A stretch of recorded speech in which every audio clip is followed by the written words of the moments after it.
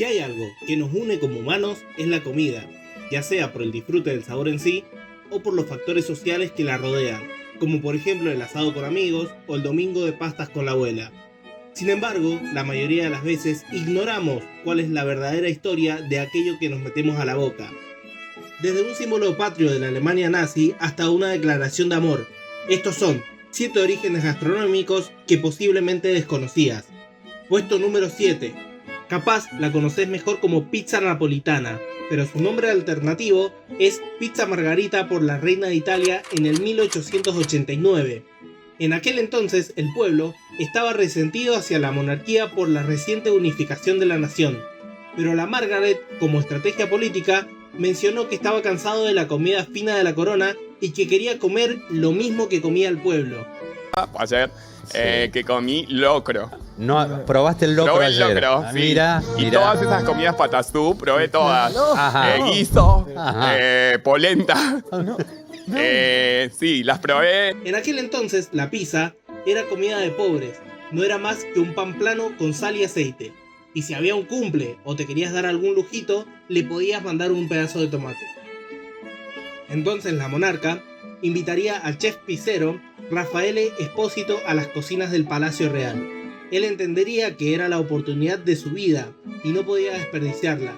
Le preparó un total de 3 alternativas, entre la cual destacó la llamada pizza napolitana.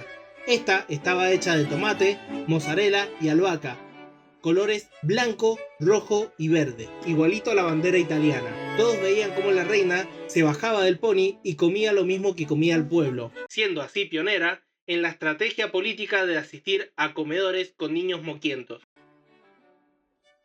Puesto número 6.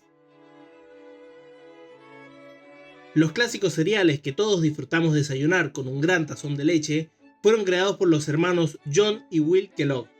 Todo surgió en un experimento de los muchachos al intentar fabricar un nuevo alimento nutritivo que puedan comer los pacientes médicos de John, el cual era doctor.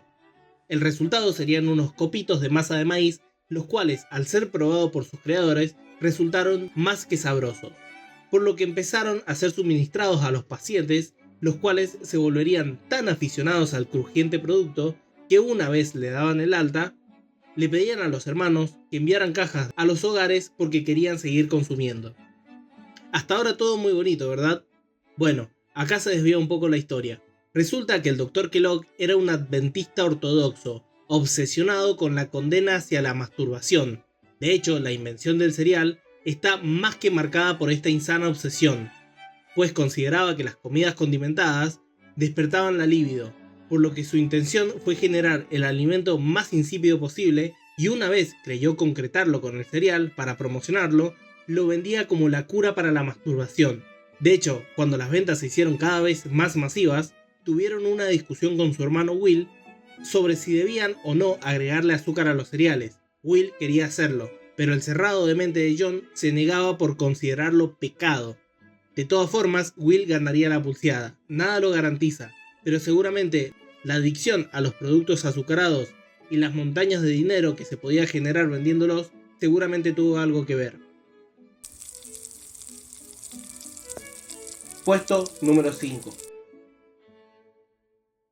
¿Sabías que el causante de la creación de la margarina fue el mismísimo sobrino de Napoleón Bonaparte, que también se llamaba Napoleón? ¿Y sabías también que una vez creada daría inicio a una especie de guerra fría en la industria láctea? Bueno, esto pasaba en 1869, mientras Francia estaba en guerra con Prusia, y la manteca se había puesto increíblemente costosa, por lo que no alcanzaba para alimentar a las tropas y además se ponía rancia muy rápido, por lo que el conquistador ofrecería una jugosa recompensa a aquel que lograra fabricar una alternativa más económica y práctica. Acá apareció el químico Hippolyte Mouries, que es algo así como el Heisenberg de la margarina. El químico recibiría su recompensa, pero no se contentaría solo con eso. Buscaría vender su creación en Europa y Estados Unidos.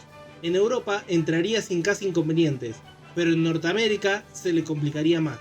Pudo registrar su patente, pero en el occidente la industria mantecosa tendría un dominio total, por lo que rápidamente se empezó una campaña de mala prensa hacia la margarina, con la cual motivaron varias leyes absurdas como por ejemplo la obligación de tener que teñir la margarina de colores desagradables como verde o rosa para que el público se negara a consumirla. No tengo manteca. ¿Y si le pongo margarina? Y bueno. Los fideos con manteca de mi queridito no se dio cuenta. A los suyos, no los engañe. La margarina no es manteca. Y la manteca es Sancor. Sabor a cosa buena. Sin embargo, cayó la Primera Guerra Mundial. Todo se puso caro y la gente tenía que abaratar costos. La margarina, finalmente, se ganó su lugar en las alacenas. Puesto número 4. El sanguchito es el eterno salvador de los sábados de flojera cuando nadie quiere cocinar. El acompañante del laburante que trabaja 12 horas y vuelve tan cansado que el cuerpo no le da para prepararse algo. El que alimenta a ese estudiante mantenido por los padres que ya abandonó 3 carreras y que vive en un departamento que le dejó el tata. El sándwich no distingue de clases sociales, ni religiones, ni mucho menos razas. Lo comen todos por igual. Bueno, los celíacos la tienen más complicada. El panificado que se corta por la mitad para posteriormente ser rellenado con casi cualquier cosa para darle un poquito de magia, tiene un origen más que curioso que se remonta al siglo XVIII, particularmente en el año 1762 en la ciudad inglesa del sándwich, valga la redundancia, ubicada en el condado de Kent. La historia tiene como protagonista a John Montagu, el cuarto conde del sándwich. Es re loco pensar que hubieron 3 condes del sándwich antes de que existiera el mismísimo sándwich. Resulta que este loquito era un ludópata que todos los fines de semana le apostaba todo al rojo. Y una de sus actividades favoritas era jugarse su abundante fortuna en interminables partidas de naipes. Era tan adicto al juego que muchas de sus partidas llegaban a durar días.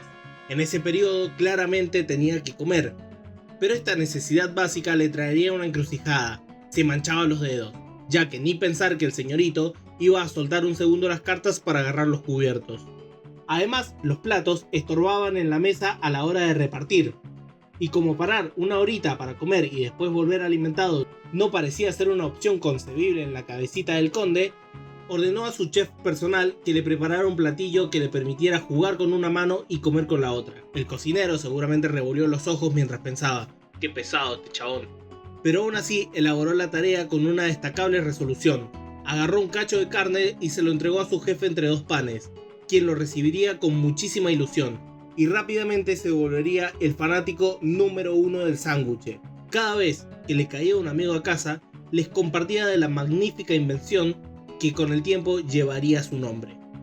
Los años pasaron y el sándwich empezaría a ganar popularidad en cada sector social, y se extendería a cada rincón de Inglaterra. Un siglo después, la receta aparecería en un libro estadounidense de cocina, y posteriormente se difundiría por el resto del mundo. La cosa llega a tal nivel que a día de hoy existe un Día Internacional del Sándwich, el 3 de noviembre, cuya fecha intencionalmente coincide con el nacimiento del conde.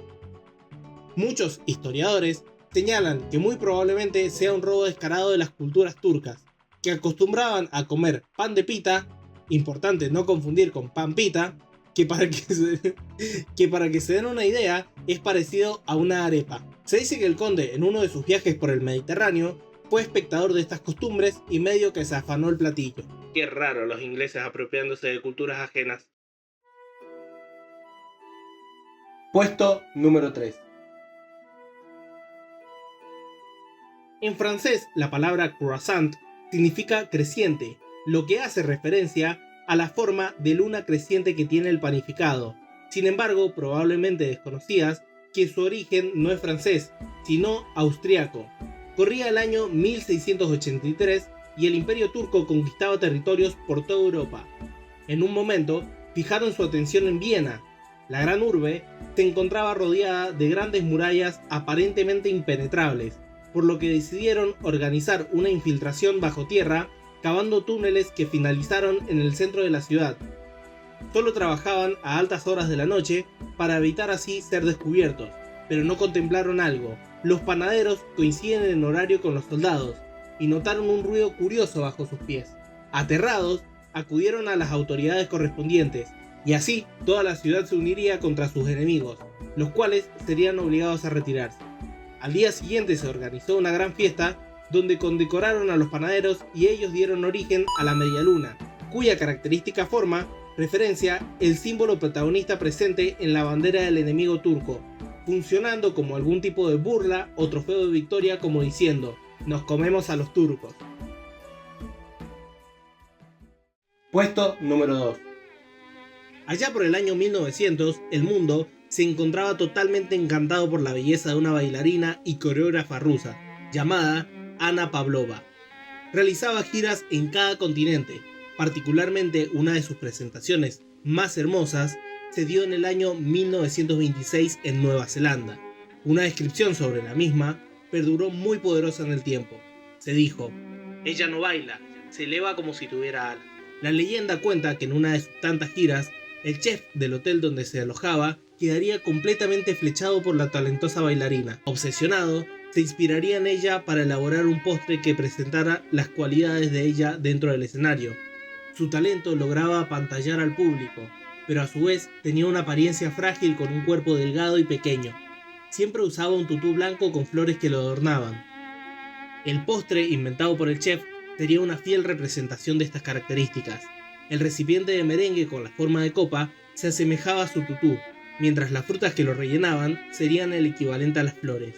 Finalmente, el merengue de la Pavlova se destaca por su liviandad y por partirse cuando se es cocinado, reflejando así la fragilidad de la maravillante dama. Puesto número 1. Este es probablemente el puesto más popular de este video, y es que resulta que ya muchos conocen que el origen de la popular gaseosa Fanta está estrictamente ligado a la Alemania nazi. Cuando la Segunda Guerra Mundial dio inicio, Coca-Cola ya venía siendo hace mucho sinónimo de Norteamérica. En 1941, cuando Estados Unidos se involucra del lado de los aliados en el conflicto bélico más grande que el mundo haya visto, las fábricas de Coca-Cola en Alemania cierran después de un bloqueo económico que no permitía importar el jarabe para elaborar la codiciada bebida. Pero para retomar las actividades de las fábricas y reforzar la economía alemana, se empezó a experimentar con lo que tenían a mano. Principalmente usaron suero lácteo y pulpa de fruta. El resultado sería la mundialmente conocida Fanta, la cual, a pesar de no tener su distintivo color anaranjado, no dejaba de ser adictiva y ampliamente disfrutada, a tal grado de que se transformaba en un símbolo patrio para Alemania. Espero que el video haya sido de tu agrado. Si así fue, dale me gusta, compartilo y suscríbete. Además, como no me gusta decir adiós, te digo, nos vemos pronto.